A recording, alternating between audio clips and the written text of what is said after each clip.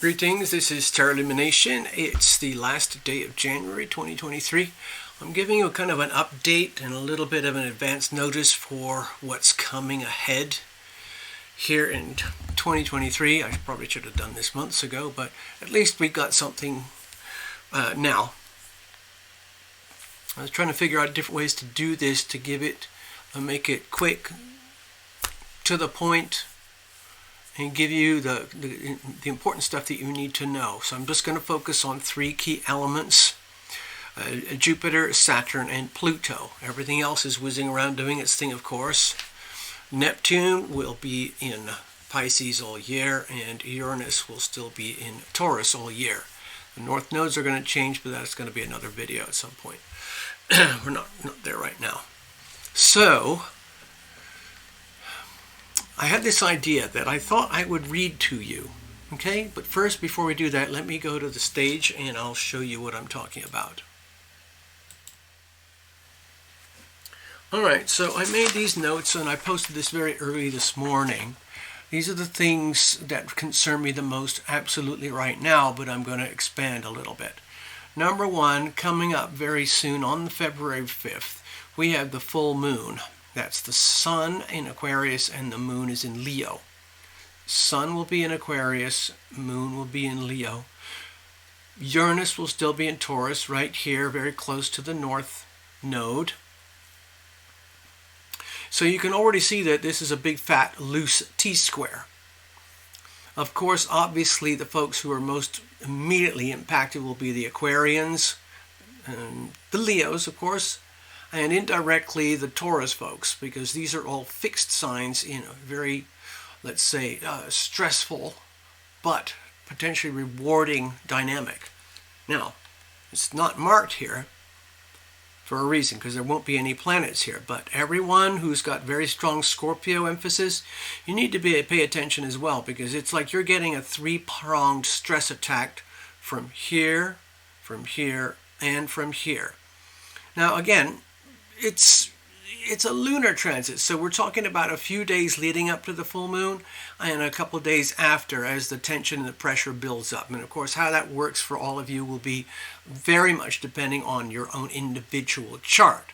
All I'm suggesting right now is that we want to take into account the fixed signs: Aquarius, Leo, Taurus, and Scorpio. So pay attention. Things might feel quite stressful or rewarding, or let's just say illuminating for you. Sometimes the most evolution and growth occurs under these types of conditions, where we are forced to evolve, okay? So mark your calendar, and then a couple of weeks later, we have the new, actually, let me get the date here. I'm sorry, I should have marked that in there. The new moon in Pisces will be on the 20th. Okay, let's call it the 20th, 21st. 20th to the 21st. February, okay. I'll show all this to you on the ephemeris in just a minute.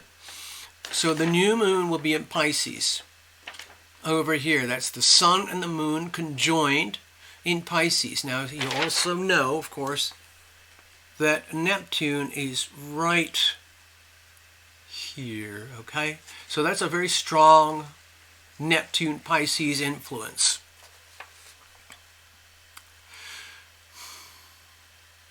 Let me go back here for a second. With this Aquarian Leo theme, I need to point out that this is very important for the United States, okay? Simply because the United States is born with an Aquarius South Node and a Leo North Node. So there's a lot of political upheaval happening and revelations happening right now. It started early in the year, of course, because of the Cancer Capricorn issues, and now unfolding. There's a lot of turbulence in Washington, and it's going to amplify, all right? Now, behind the scenes, and of course, Neptune is very, it's a 14-year cycle here. But behind the scenes, we've been dealing for a long time with a lot of issues to do with sickness, disease and sickness, betrayal, lies, deception. That's at the individual scale and all the way onto the global scale, about how global entities are having incredible success at deceiving and betraying the masses. I'm not going to go into detail there because that's the stuff that gets me into trouble.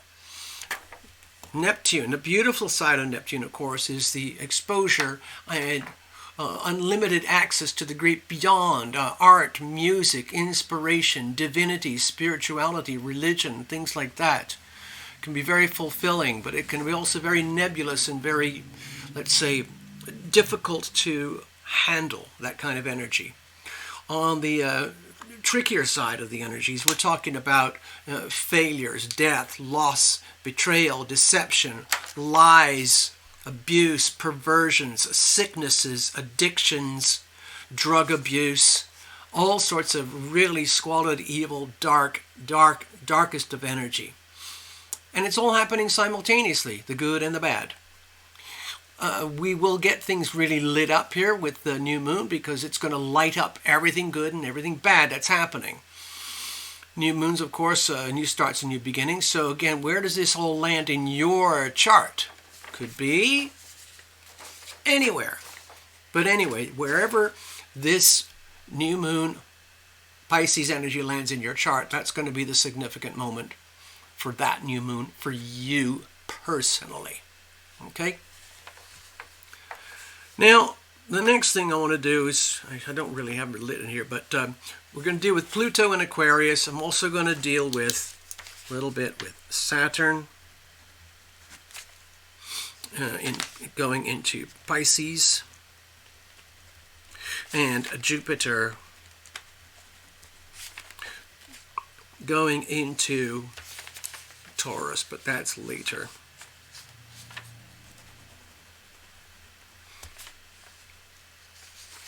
Of course, as you know, I love this subject here about Pluto, so very close up. Here's a microscopic astrodoodle. There's the astrology for the Earth. There is Pluto in Capricorn. There is Pluto in Aquarius. We're dealing with the 28, 29 degree mark, and then the 0 to 0.5 mark, and then everything retrogrades. So for the whole of 2023, we're just talking about a very tiny ingress of Pluto in Aquarius. So we're going to get a glimpse. As you know, it's a very different energy field to the Pluto in Capricorn that we've been dealing with since 2008. So 2018, 19, 20, 21, 22, 23, until 24. So it's actually a 16-year cycle. We've been dealing with Pluto in Capricorn for 16 years, and we're just about at the end of the cycle. What I'd like to do now is I've been doing lots of reading and homework and watching to try and figure. I thought I'd do something where I could just read to you. You can listen, you don't have to watch, and I'll come back with the Astrodoodles in a little bit. And I found it out of here, of course, it's a very popular book. It's very helpful to me because I actually use a live, good old-fashioned paper ephemeris, okay? And let me just show you the markings I've got here for February. There is the full moon. A couple of weeks later, we got the new moon. The full moon, Leo Aquarius. There's the Pisces new moon, okay? Then moving over here, we have Sun in Pisces. That's the full moon in March, Sun Pisces thing. And then over here, we got the 29.5 degree mark for Pluto. That's when things get really scary. This is the part that really concerns me here. And then we got the transition crossing the cusp of Pluto and Aquarius at the 0 mark. And so it's 0, 0, 0. And it's going on for months like that. 0, 0, 0, 0, 0, 0, 0, 0. And then it retrogrades again back into Capricorn. So we're barely getting a glimpse, but it is a glimpse. Now let me go back over here. And let me find you the little bits, because I actually really enjoyed reading this. And I just made a couple of highlights. I'm just gonna read this to you. It's not long, so please be patient. It just goes from, I'm gonna read here to here to here. I'm going to read to you about Jupiter, Saturn, and Pluto. Because they're kind of the big heavy energies for the year. Of course, there's all the other stuff, all the 12 signs, and then all the, full moons and new moons. And we'll be dealing with all the aspects and transits and the tricky parts and the good parts as we go through the year. But for now, let me just go through this with you, okay? So just sit back and enjoy. Let me just say hello, and over here I want to say hello and thank you for watching. So just sit back, enjoy, and pretend you're listening to a podcast, all right? All right. This is from Michelle Perrin, aka Astrology Detective, and it's an overview of 2023. Excuse me.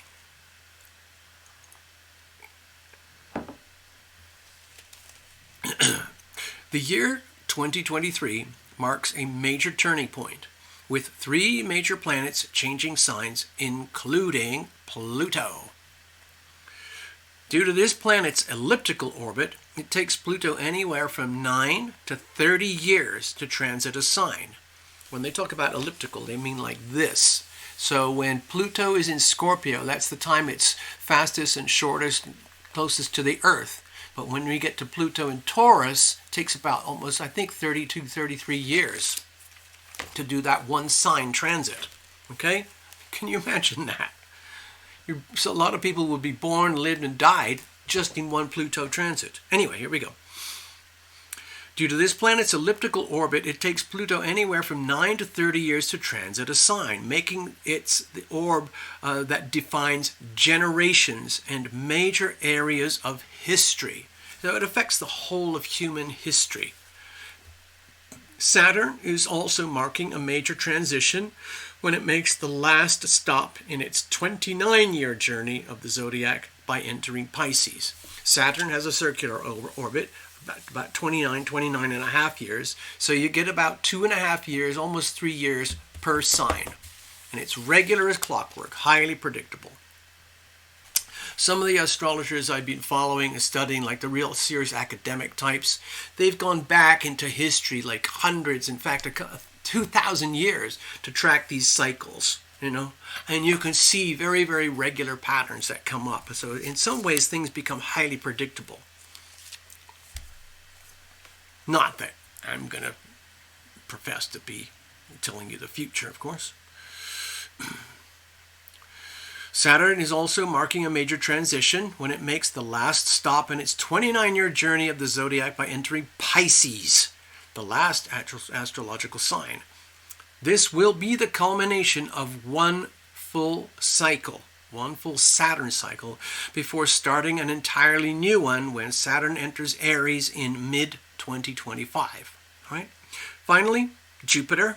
It's starting its year-long transit of pragmatic, industrious Taurus. Jupiter is far closer to us. It only takes a year to go through one sign. So it takes roughly 12 years to do a full Jupiter cycle. Now let's go into a little bit more depth here.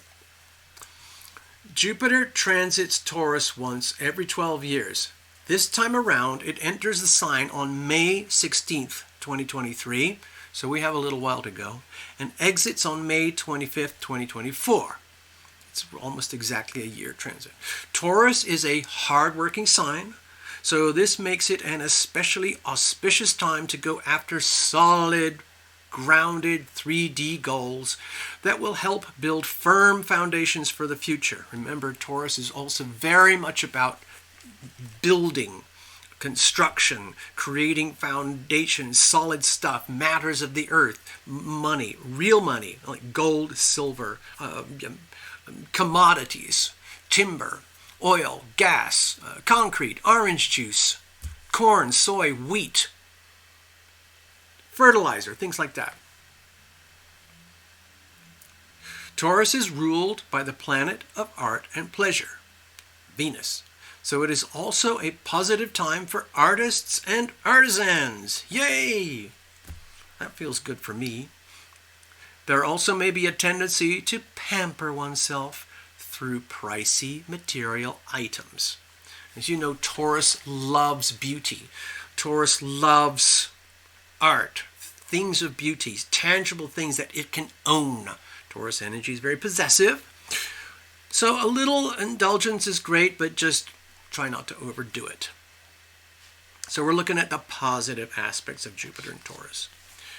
Okay, let me go over here. We're going to talk about Saturn now. Saturn enters Pisces on March 7th, stripping off the rose-colored glasses which this sign likes to view the world. You know, Pisces, the Neptune-Pisces energy, is often very much about illusions and delusions and distractions and fantasy and escapism, and we can go much more extreme than that. So Saturn could have a kind of a gloomy impact on the folks who really like to trip out. Saturn's transit through Aquarius created an almost cult-like vibe that increased collective divisions in society. Okay, I'm sure you can relate to that, understand that, okay? We're talking about these ways that groups in societies, like especially political movements, societal movements, movements that relate to, in theory, what works best for society, according to typically some person who believes they have to control it. You know, think of Saturn. I have to control this, manage this, own this, so that it works for everybody. So everybody vote for me and I will save you. Of course, it didn't work out that way. Saturn's transit through Aquarius created an almost cult-like vibe that increased collective divisions in society, as each cult turned against the other. While technology-driven social media, think of the Aquarius vibes, allowed the proliferation of propagandist messages on a wide array of subjects. Notice how that links in very closely with the Neptune and Pisces energy. Propaganda, brainwashing. This leads to all types of mass brainwashing. Now, I won't go too deep because, again, that's all the stuff that got me into, warnings and strikes and blockouts and demonetizations. So I'm trying to be very, very light here, light-handed, careful. Now, when Saturn goes into Pisces, it's a much more reflective and personal vibe. Increasing numbers of people may decide to unplug from all the craziness of Saturn in Aquarius. They might unplug from the internet and tune back into the universe, tune back into, let's say, being in touch with nature, being in touch with heaven, and just literally kind of abandoning the tough Saturn pressures of the time during Aquarius, when there was intense pressure on trying to find what works for society. And of course, on the far side, it's some people who want to promote extreme tyranny, more or less like Marxist, communist, totalitarian regimes, on the belief that this is how we best control society, like the China model. And on the other side, we're talking about the complete opposite, which is more or less like what is embodied in the American Constitution, which is essentially, number one, freedom of speech, which means freedom itself, and of course the right to protect and defend ourselves through the Second Amendment, and things like that. Two completely contrarian, opposing views of society and what works best for society. Well, the theme is going to change when Saturn goes into Pisces. Additionally, this new vibe of Saturn and Pisces may usher in a time when we can finally analyze all the changes and pain that society went through during the pandemic, thus allowing us to ponder the true meaning of being alive as opposed to merely existing. Again, very, very awkward subject matters for me. So I'll just leave it like that for now. Pisces is the last sign of the zodiac, so its wisdom and enlightenment provide a culmination of the entire astrological journey. Saturn represents deep thought and seriousness, allowing us to bring humanity back to a place of common sense after many years of heightened emotions, for sure. So this period, when we actually really do get into the Saturn and Pisces thing, remember it's going to be almost a 3-year journey, so we're going to get into it this year. And that was, let me tell you the dates again.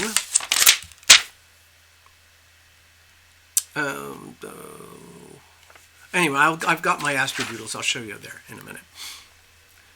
So for some people, let's say who've been indulging or who are effectively on the wrong side of Saturn, because Saturn is the great teacher, the great restriction, the reality check police, especially when combined with Pluto and Capricorn. So this period, for those who have not really done their homework, this will be like waking up with a massive hangover after an unhinged binge, dealing with remorse and regret, but also the desire to make right whatever has gone wrong. You know, some people really overindulge it, and they've taken a whole year cycle. Remember, we're talking about a complete cycle for Saturn. It's the end of a 30-year cycle.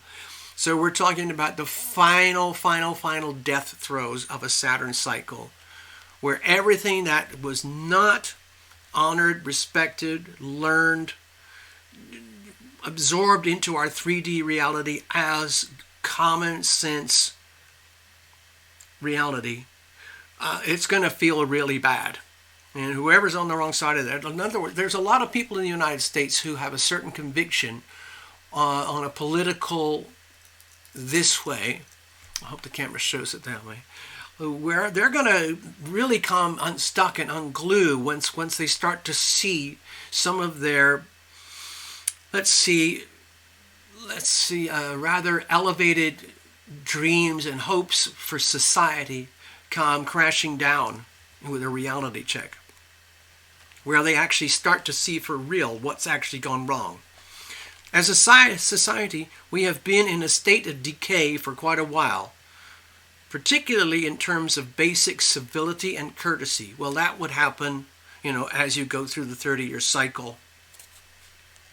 But we're at the complete death throes of the Saturn cycle right now.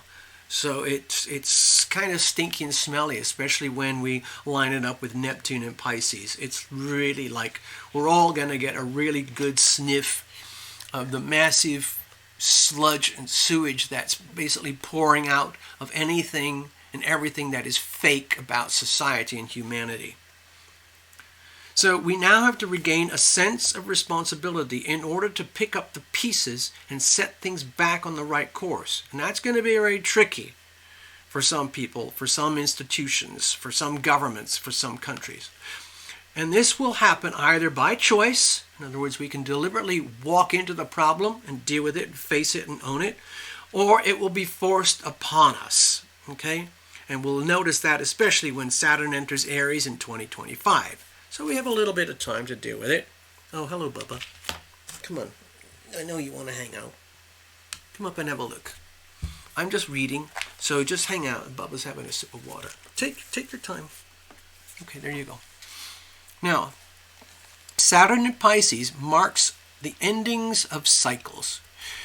For example, the years 1935 to 38 saw the final years before the beginning of a new globally interconnected world driven by technology, hint, with the advent of World War II in 1939.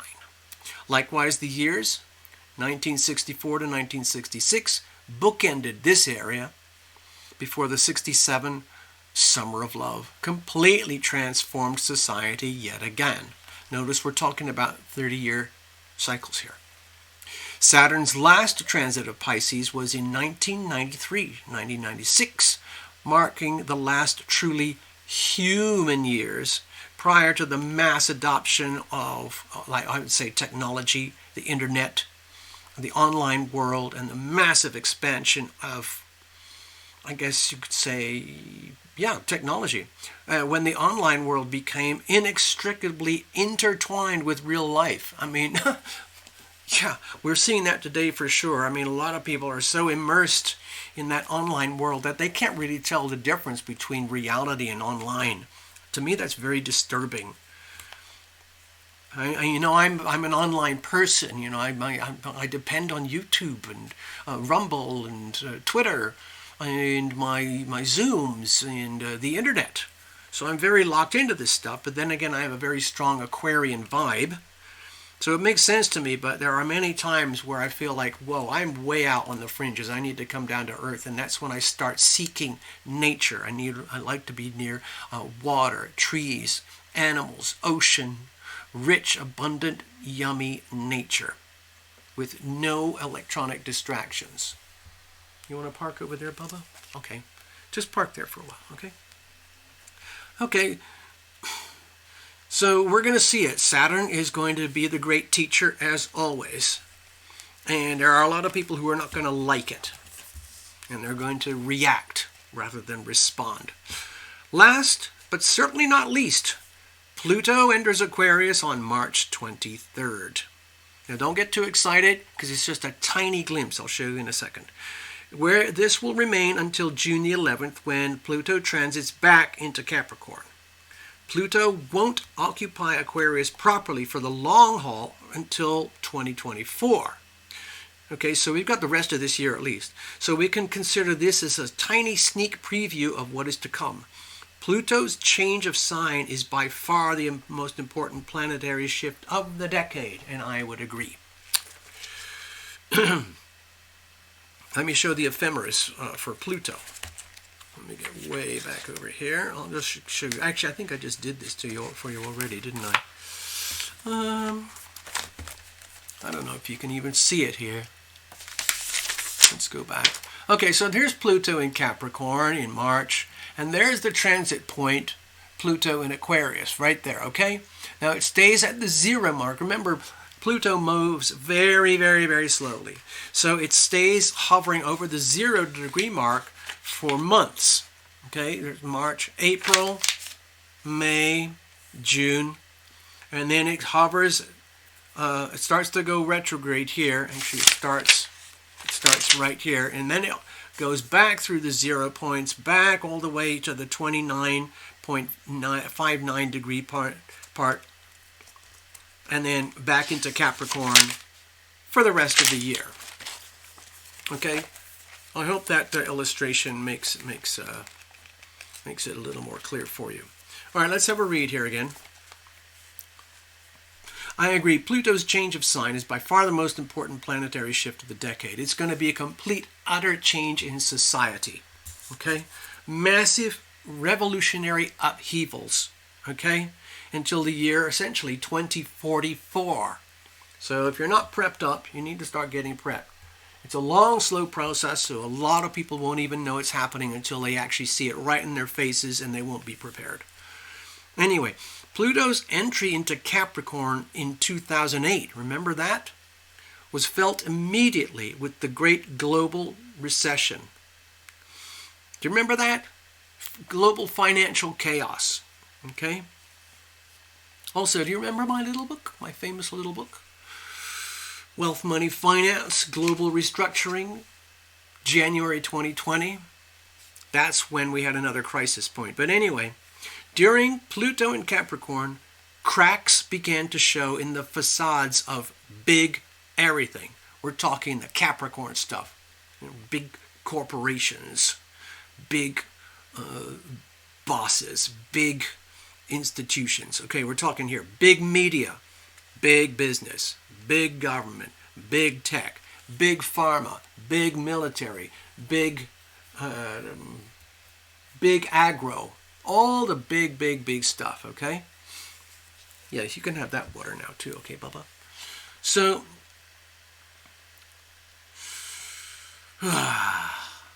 what happened is basically Pluto rips everything to shreds. Pluto basically destroys anything and everything that is irrelevant, obsolete to the evolutionary pathway. So a lot of these entities, especially as we head towards the final degrees of Pluto in Capricorn, as you can see, if you just observe what's happening across the world, big media, big business, big government, big tech, big pharma, big agro, big military, big all of those things, big totalitarians, they've proved themselves to be largely out of touch. Just like we said, while also becoming increasingly authoritarian, censorious, and unjust to compensate and maintain their firm, unrelenting, evil grip on their lapsing powers. Believe me, their powers will subside. They will be corroded and ripped to shreds. Okay? And of course, the people at the very top of the pyramids of power who've been enjoying, indulging their extreme, I would say, scams, especially since 1913, they're going to come unglued. Okay? In the previous Pluto in Capricorn era, which took place in 1762 to 1777, does that ring any bells? The British government levied many unfair taxes on the American colonies. It wasn't really America at the time that we know it today. It was a bunch of colonies, basically owned and operated by the British as an extension of the British Empire. And of course, the colonies got sick of it because at the time King George was operating like a tyrant. So what happened is during this time, it was causing increasing unrest and skirmishes by we the people, leading eventually to the signing of the Declaration of Independence, 1776. Okay? I look at that as an extremely important date. I've done videos about that before. There's been a lot of talk of this momentous date with the U.S. Pluto return that has occurred in 2022. Okay? Mark that date. January. Well, you know what? I'll just show you. Here. Okay? That was the time of the first glimpses of the Pluto return. That's the 250-year cycle. 1776 to where we are today. Okay? And all of it is true, and all of it came true, and all of it will continue to come true as predicted, because it's all highly predictable. You have to trust me on that. So it is truly a momentous date with the U.S. Pluto return itself. Imagine the United States as a person, and it has what's called a Pluto return, just like you have a Saturn return. Okay? Everybody's heard of the Saturn return. And usually it's not too much fun, not too pretty, unless you were very, very blessed and you had a spectacular Saturn return. It must be remembered that it was at the beginning of the Revolutionary Wars, not the end. Okay, remember that. Pluto went into Aquarius at the very beginning of the Revolutionary Wars, and it wasn't till the very end of the Revolutionary Wars that we really got into the 1776 spirit, where things manifested and became fully clarified with Pluto and Aquarius about what really, really does work for humanity, for society, as opposed to what works for the despots, the tyrants, the authoritarian, the oligarchs, the plutocrats, okay? Most of the fighting for freedom occurred during the last Pluto in Aquarius period, which spanned from 1777 to 1797. That's when all the once the 1776 declaration had been enshrined and put on paper, there's no going back. And of course that created havoc with all the leaders of countries and populations who did not want to have what America has, which is the beautiful thing that is our constitutional republic as defined in the Declaration of Independence and ratified with the Bill of Rights 1789, was it? Anyway, so while the American conflict mostly ended in 1783, It was soon followed by the French Revolution, which lasted 1789 to 1799, okay?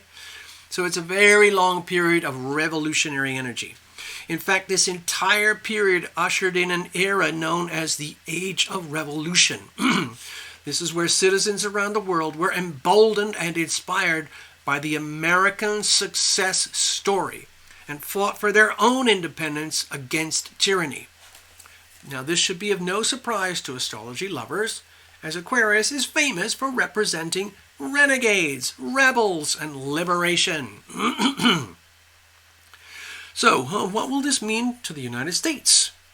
According to some polls taken in 2021, that seems so long ago, wow, between 40 and 50% of Americans agreed to some extent that it would be better for the U.S. to break apart. Whoa! Well, we've all heard about that. There are very firm, obvious divergences in core ideologies across clear-cut geographical dividing lines. In other words, and it's actually happening in America today, along these political ideologies, people in the extreme, I'll just show you here. You love I love my maps, okay? There's a lot of folks over here with their, let's say, left-wing ideologies. Some folks over here and here, strong left-wing ideologies, who are coming unglued because they're realizing this is not working, people. And so what happens is the extreme hardcore lefties are still here, here. And what the remainder are thinking, you know, I can't take this anymore. So they're migrating to places that you never would have imagined before. Going to places like Texas and Florida, part of some of the mountain states and the deep conservative states over here. Okay? Because they want something that actually works, as opposed to the insanity that's going on. So that's just one example of what was happening in Pluto in Capricorn, especially at the final closing degrees. So could it be time for the U.S. to change into a different form of government? Perhaps one more like that of the European Union, where the states would have greater individual sovereignty, but there would still be freedom of movement of goods and people across the borders. Well, that was kind of the original intention anyway. With the original design of the government, we would have a small, modest federal government, which basically has an observatory role over all the rest of the states. And the states essentially run themselves according to the Constitution. And it's almost like they operate almost like little tiny separate miniature countries, but they all coalesce under the federal government, whose job is essentially to protect and defend the whole of the United States from enemies, both foreign and domestic. And right now, the biggest enemies in the United States are not Russia, not China, not the Middle East here, not those folks here, not even the cartels. It's these folks over here. Okay? The enemy lies within. So we're dealing with that. Or at least some people are. Anyway, no matter what happens, this period will be of utmost importance to countries like France, the United States, Haiti, Ireland, and others, which were gripped by revolutionary atmospheres and witnessed major struggles for self-determination the last time Pluto was in Aquarius. Well, guess what? All those revolutionary themes of Pluto in Aquarius 250 years ago that affected us so profoundly in Western Europe, it's now affecting the whole of the world. You've probably noticed that massive protests and riots all across the world from populations who are sick of tyranny. They're sick of it. The tyranny was represented by the final degrees of Pluto in Capricorn. Anyway, that story is going to fall apart. And believe me, the Pluto and Capricorn crowd, I'm not going to name them because I'll get in trouble, they're going to hold on to their power as much as they possibly can. But eventually it will crumble, and a new form of society will emerge, and it'll be much more of what they call a network type of society, or a decentralized society, most likely with a new financial system that is much more egalitarian. Okay? With Pluto's entry into Aquarius coinciding with Saturn's ending of its own 29-year cycle, change toward a more just society is definitely on the horizon. Absolutely. Okay? So anyway, that's all I wanted to read to you. I know it was only a couple of pages, and I really didn't think it was going to take me that long, but it did. Anyway, I just want to show you the Astrodoodles. Now that I've made them, I don't want to waste them. Let's go over here with Jupiter. See, there's nothing there on this Astrodoodle except Jupiter. Okay? Here's Earth. Here's all the signs in the houses. Okay? Here's Jupiter. Okay? The idea is it's moving from Aries into Taurus. Jupiter's already in Aries over here, okay? And for the next few months, February, March, April, and May, Jupiter is going to be cruising through Aries. And then on May 16th, 2023, all the way till May 25th, 2024, Jupiter's going to have its one-year cycle through the sign of Taurus. So there's going to be huge emphasis on global finance. Some things are going to grow and do really, really well, because we're still going to have a little bit of the North Node here. We're still going to have Uranus and Taurus, so there's going to be tremendous upheaval and expansion and growth in what I would call good money. And of course, the people who are not fans of that, which are the oligarchs and plutocrats up here, there's no way to stop it, so they're going to try and find a way to harness this in and steal it for themselves. But we, the people, dun, dun, dun, dun, especially when Pluto enters in Aquarius, we're not going to have any of that. We, the people, are going to reclaim society, and it's going to be a bumpy ride.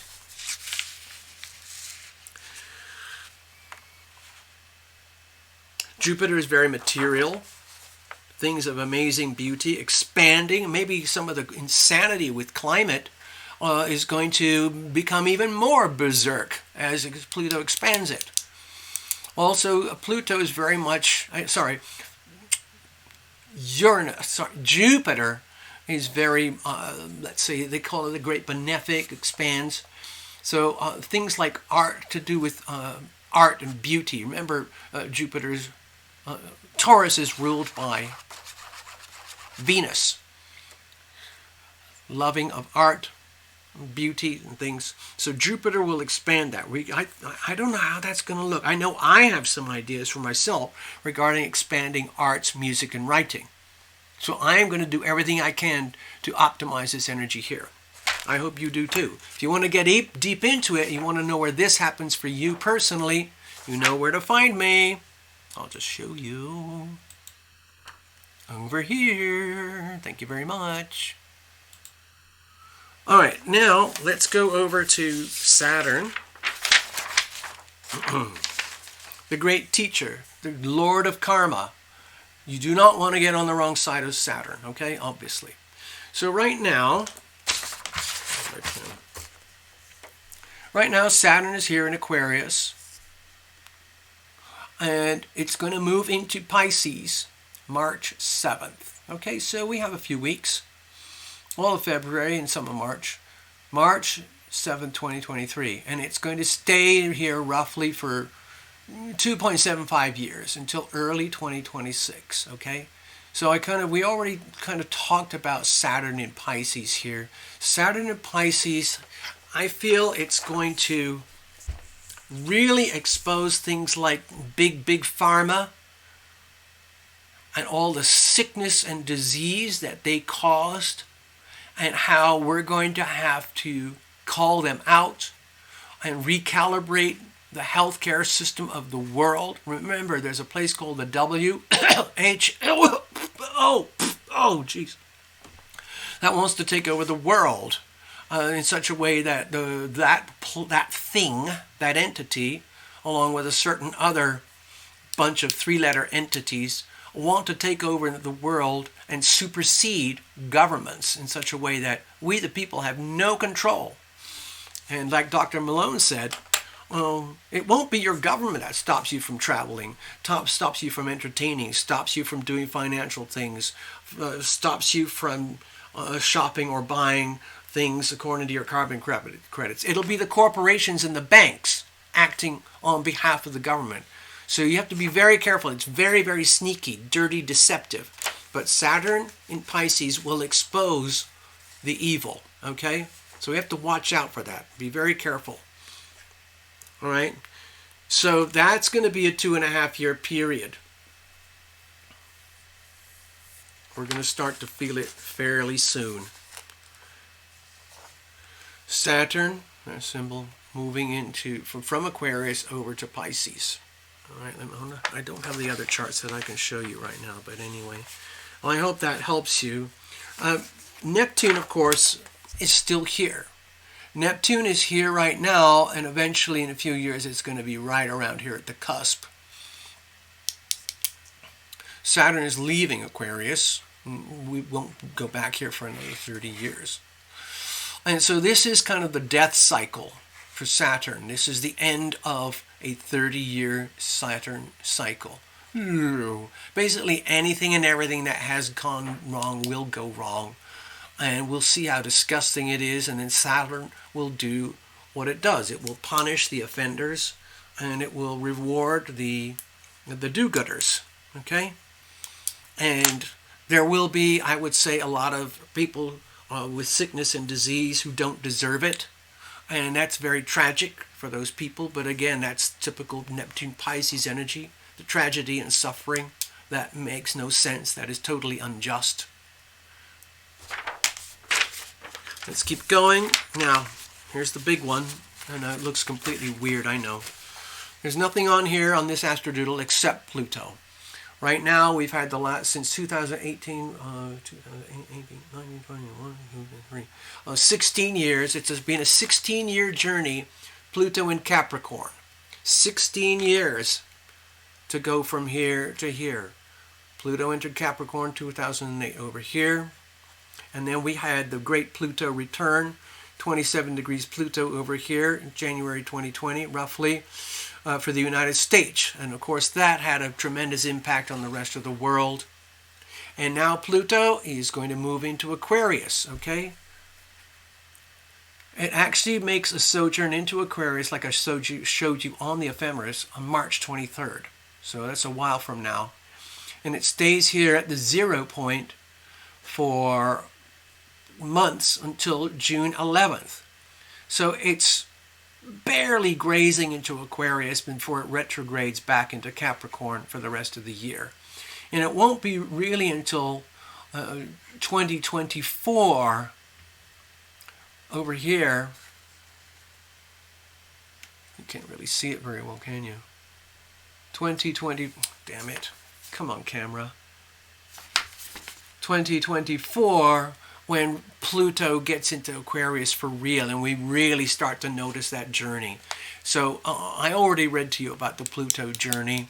My feeling is it's going to be very much about globalized revolution on a mass scale, where the masses of humanity are going to rise up against the plutocrats, the elites, all those 3-letter people who have been trying to, let's say, propagate their nefarious agenda across the world for their benefit, at your expense, at the expense of we the people.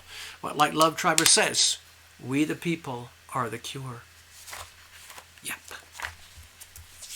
1776 revisited, folks. Anyway, I think that's enough for now. We can always go back to those charts. Let me check out. All right, let's leave it at that. What I'd like to do is host a private Zoom event to talk about all this stuff. If anyone's up for it, I'm going to try and find a way to get a link to you. I think Path Traveler told me that there is a link to the Terra Illumination Zoom Hangout right in the description box below, or with the About section for the channel. So what I'll try to do is maybe announce through a video or some bulk email or something to pick a time and day and we're going to do this thing in Zoom, in private, and anyone can show up. Okay? And I won't have to worry about censorship. I can go blah, blah, blah, blah. And you can go blah, blah, blah, blah, blah. If you don't want to be on camera, you don't have to be on camera.